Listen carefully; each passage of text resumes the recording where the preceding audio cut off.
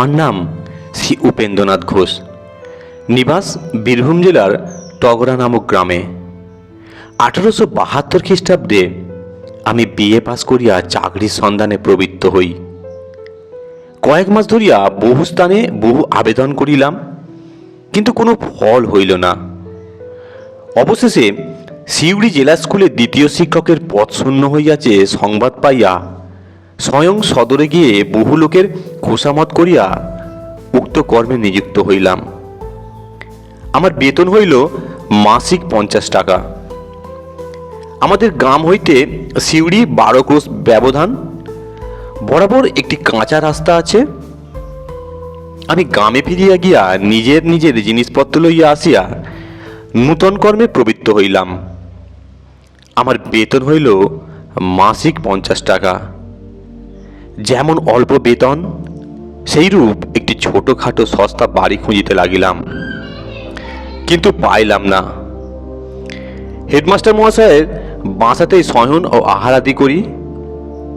দিবসে বিদ্যালয়ে কর্ম করে অবসর সময়ে বাসা খুঁজে বেড়াই।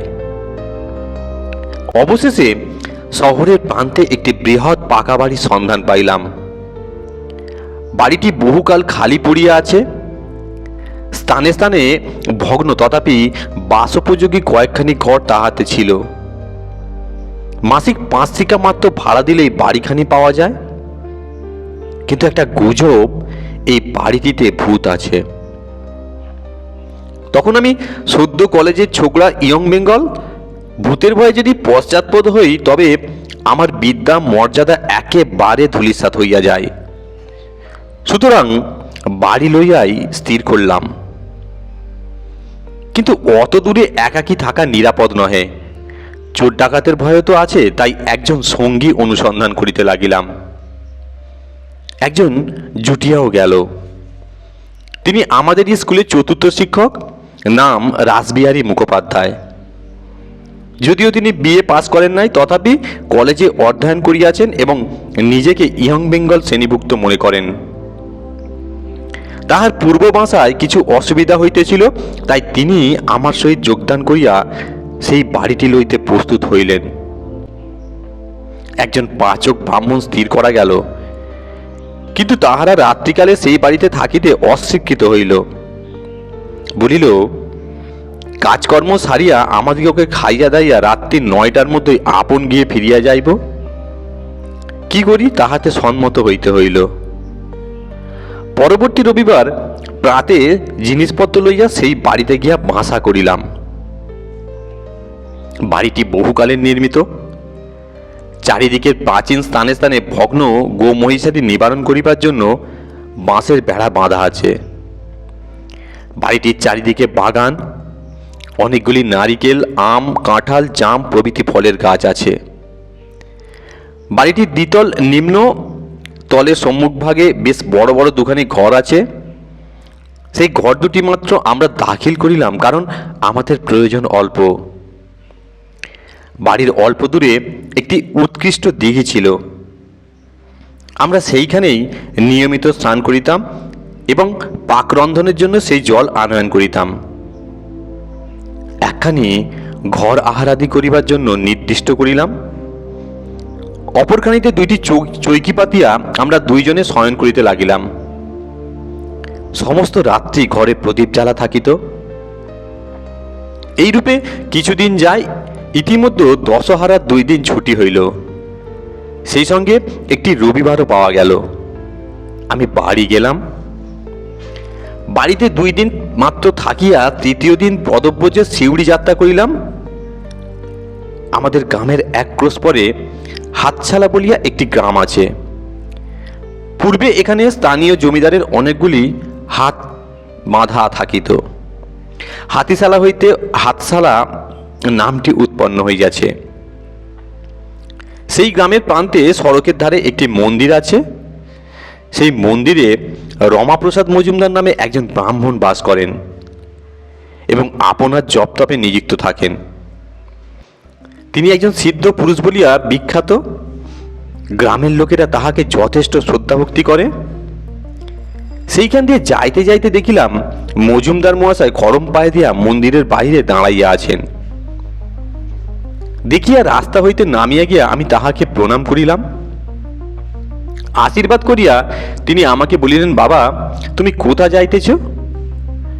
আমি উত্তর করিলাম, শিউরি স্কুলে আমার মাস্টারির চাকরি হইয়াছে। দশহারা ছুটিতে বাড়ি আসিয়াছিলাম, কল্লো স্কুল খুলিবে তাই ফিরিয়া যাইতেছি। মজুমদার মহাশয় একটু চিন্তা করিয়া বলিলেন, বাবা আজ কি তোমার না গেলেই নয়? আজ ফিরিয়া যাও, কল্লো যাইবে।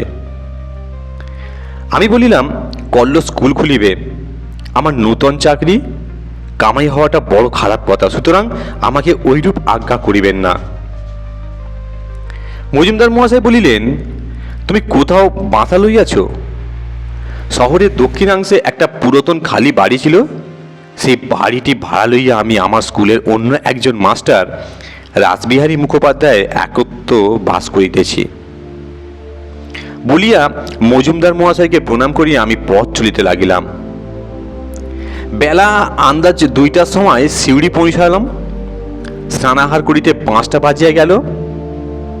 আহারাদি করিয়া বারান্দায় বসিয়া তামাক খাইতেছি, এমন সময় দেখি আমাদেরই গ্রামের একজন কৈবত্য বৃহৎ লাঠি ঘাড়ে করিয়া আসিয়া উপস্থিত হইল। তাহাকে দেখিয়া বিস্মিত হইয়া আমি জিজ্ঞাসা করিলাম, কি রে, তুই হঠাৎ কোথা থেকে এলি? সে বলিল, আগে মা ঠাকুরনী এই চিঠি দিয়েছেন এবং একটি কবচ আপনার হাতে পরাবার জন্য পাঠিয়ে দিয়েছেন। এই বলিয়া চিঠি ও কবচ দিল। চিঠি পড়িয়া দেখিলাম মাতা ঠাকুরনী লিখিতেছেন, তুমি বাড়ি হইতে যাত্রা করিবার পর রমাপ্রসন্ন মজুমদার মহাশয় আসিয়াছিলেন এবং একটি কবচ দিয়া বলিলেন, মা তোমার ছেলে আজ প্রাতে শিউড়ি রওনা হইয়াছে, পথে তাহার সঙ্গে দেখা হইল, তার জন্য আমি রাম কবচটি আনিয়াছি। তুমি যেমন করিয়া পারো এই কবচটি তোমার ছেলেকে পাঠাইয়া দাও, আর লিখিয়ে দাও, যদি কোনো রকম ভয় পায় তবে সে তার তারক ব্রহ্মণ নাম জপ করে। এই কবচের গুণে এবং নাম বলে সে সকল বিপদ হইতে মুক্ত হইবে। সুতরাং আমি দিনু কৈবত্যকে দিয়া এই চিঠি ও কবচ পাঠাইলাম। প্রাপ্তিমাত্র রাম নাম স্মরণ করিয়া তুমি কবচটি ভক্তিপূর্বক দক্ষিণ হস্তে ধারণ করিবে, যেন কোনো মতে অনাথা না হয়।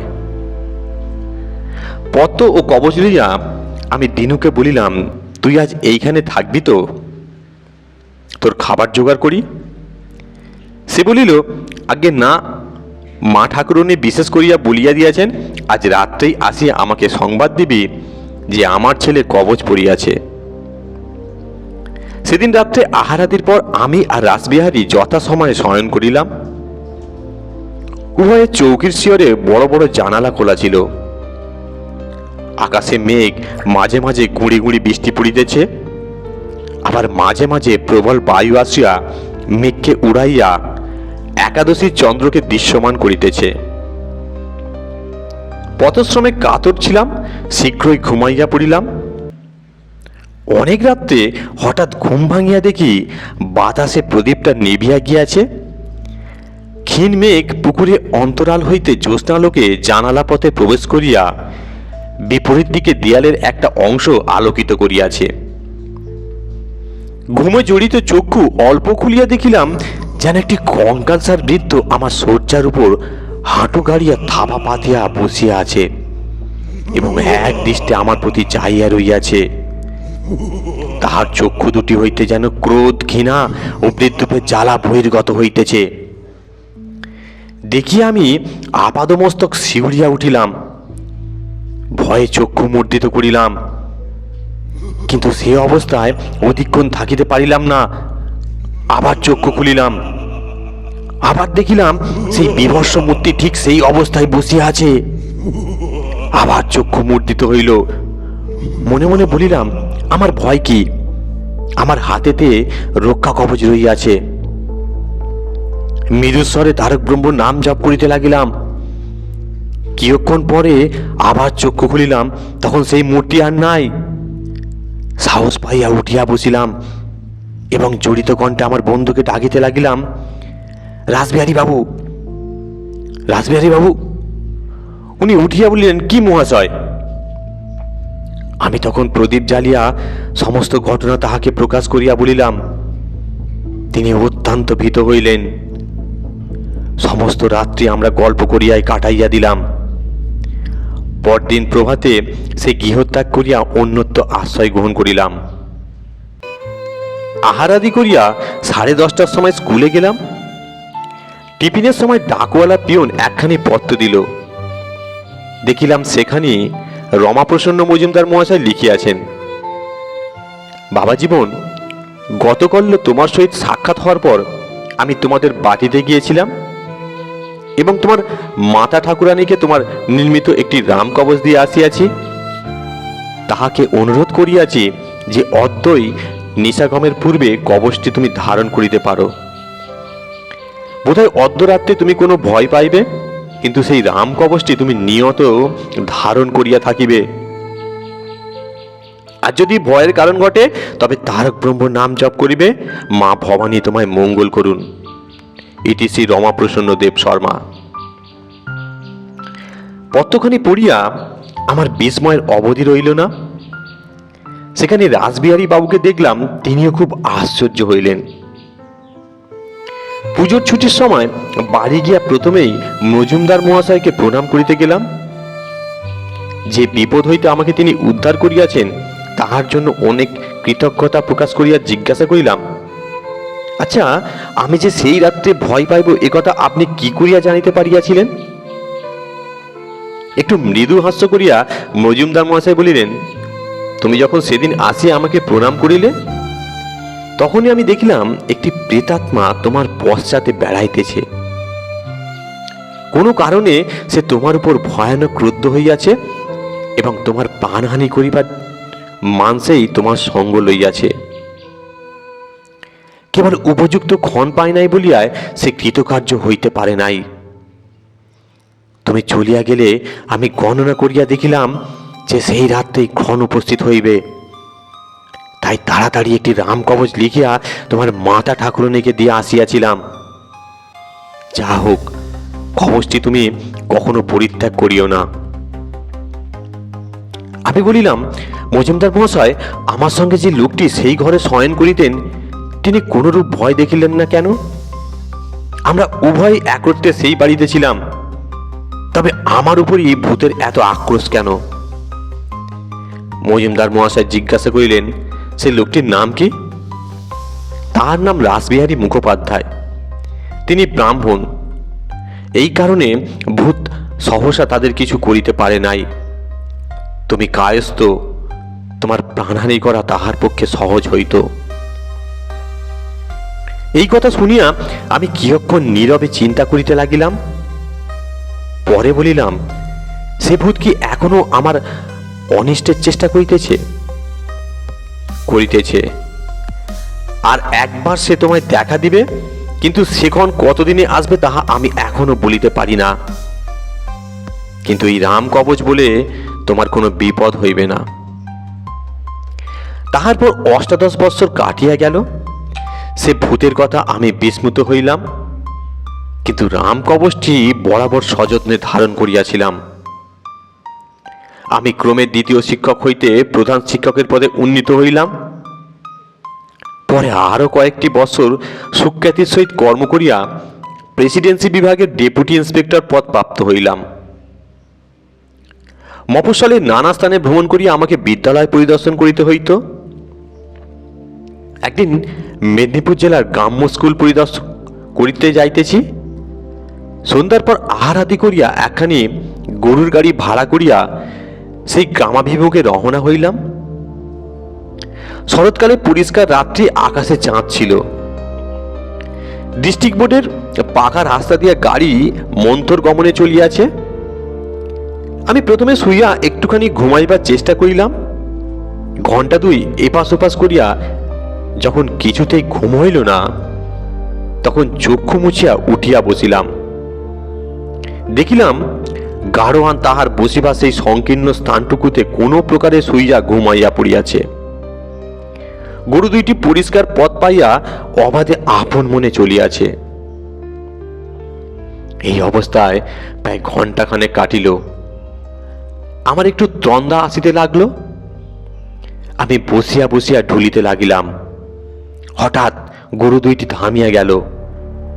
একটা ঝাঁকুনি দিয়া গাড়িখানা দাঁড়াইয়া পড়িল। আমার তন্দা ছুটিয়া গেল।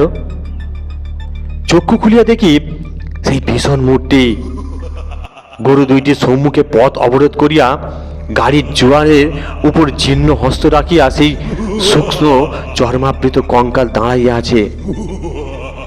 সেই জ্বলন্ত চক্ষু দুইটি হইতে আমার প্রতি ক্রোধানল বর্ষণ করিতেছে। দেখি আমার শরীরের রক্ত হিম হইয়া গেল। আমি কাঁপতে লাগলাম। বুকের কাছে হাত রাখিয়া তারক ব্রহ্মনাম জপ করিতে লাগিলাম। কিছুক্ষণ জপ করিতে দেখিলাম সে মূর্তি ছায়ার ন্যায় মিলাইয়া যাইতেছে। যখন সে একেবারে অদৃশ্য হইয়া গেল, গরু দুটো তখন গাড়ি পশ্চাতে ঘুরিয়া দিয়া মহা বেগে ছুটিতে লাগিল। বাগনিতে গাড়োয়ানের ঘুম ভাঙিয়া গেল। সে ধরপড় করিয়া উঠিয়া বলিল, বাবু এ কি, গরু এমন করিয়া ছুটিতেছে কেন? আমি আসল কথা তাহাকে না বলিয়া কেবলমাত্র বলিলাম, হয়তো পথে কোনো ভয় দেখিয়াছে, তাই ছুটিয়া বাড়ি যাইতেছে। গাড়োয়ান তখন গাড়ি থামাইবার এবং মুখ ঘোরাইবার জন্য অনেক চেষ্টা করিল। গরু দুইটি লাঙ্গল টানিয়া ছিঁড়িয়া ফেলিবার উপক্রম করিল, কিন্তু কিছুতেই তাহারা দাঁড়াইল না। দৌড়াতে দৌড়াতে অবশেষে যখন একটি গ্রামের বাজারে উপনীত হইল এবং সেখানে অনেক লোকজন ও অন্যান্য গরুর গাড়ি দেখিতে পাইল, তখন দাঁড়াইল। গরু দুইটি ভয়ানক শান্ত হইয়া পড়িয়াছিল। দেখি আমি গাড়োয়ানকে বলিলাম, থাক, আজ আর কাজ নাই, গরুকে খুলিয়া দাও, উহাদের মুখে ঘাস জল দাও, কাল প্রভাতে তখন আবার যাওয়া যাবে। অর্ধরাত্রে এখানে বিশ্রাম করিব। তাহার পর আরো 7 বছর কাটিয়াছে, কিন্তু আর কোনরূপ ভয় পাই নাই। সেই রাম কবচটি এখনো ধারণ করিয়া আছি এবং যতদিন বাঁচিব ততদিন ধারণ করিয়া থাকিব। আমার মাতৃদেবীর এবং মজুমদার মহাশয়ের লিখিত সেই পত্র দুখানি অদ্যাপি আমার নিকট আছে। যদি কেউ দেখিতে ইচ্ছা করেন তো দেখাইতে পারি। শ্রীযুক্ত উপেন্দ্রনাথ ঘোষ মহাশয়ের নিকট আমি যেমন শুনিয়াছি, উপরে অবিকল সহস্তে তাহা লিপিবদ্ধ করিয়াছি। শ্রী ইন্দুভূষণ সেন। উপরের লিখিত ঘটনাগুলি আমি যেমন বলিয়াছি, ইন্দুবাবু তাহার যথাযথভাবে লিপিবদ্ধ করিয়াছেন এবং ওই ঘটনাগুলি আমার প্রত্যক্ষ ভূত এবং অবিকল সত্য। নমস্কার।